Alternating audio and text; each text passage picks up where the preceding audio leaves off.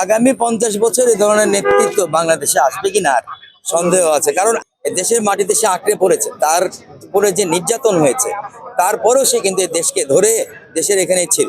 তো এইরকম মহিলা, এরকম নেতৃত্ব খুব কম আসবে আমাদের দেশে।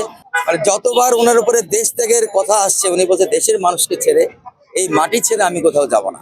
আমরা এখন খালি ফাঁকা বলি আর নিজেদেরকে হাওয়ায় উড়াতে শিখেছি, নিজেদের হলো ঢাকঢোল পিটিয়ে বড় হতে শিখেছি।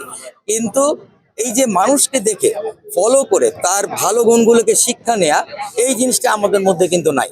ওনাকে ফলো করে, মেয়েরা যেন ওনাকে ফলো করে, ছেলেরাও যেন ওনাকে ফলো করে, যে শিষ্টাচারের রাজনীতি কাকে বলে সেটা যেন ওনার কাছ থেকে শিখে আসে। আল্লাহ তো আপনার সাথে একদম উপরে আছে।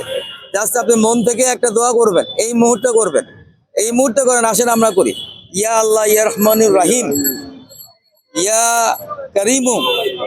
আল্লাহ তুমি দয়াবান, তুমি রহমানুর রহিম, তোমার দ্বারা অসম্ভব কোনো কিছু নাই, কোনো কিছু নাই।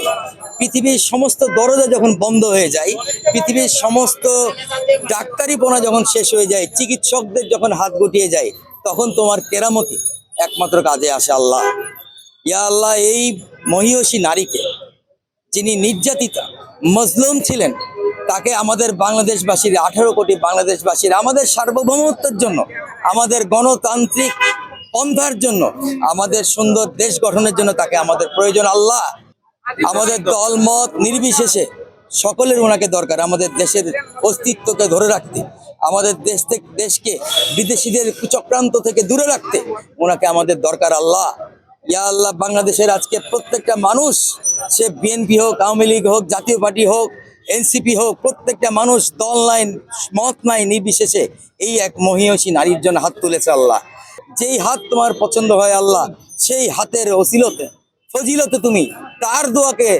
কবুল করে নিয়ে, ইয়া আল্লাহ ইয়া রহমান রহিম, তুমি এই মহিলাকে আমাদের কাছে ফিরিয়ে দাও, সুস্থ করে দাও। আল্লাহ, বাংলাদেশ যেন পৃথিবীর বুকে মানচিত্রে মাথা উঁচু করে দাঁড়িয়ে থাকে, এই মহিলার হাত ধরে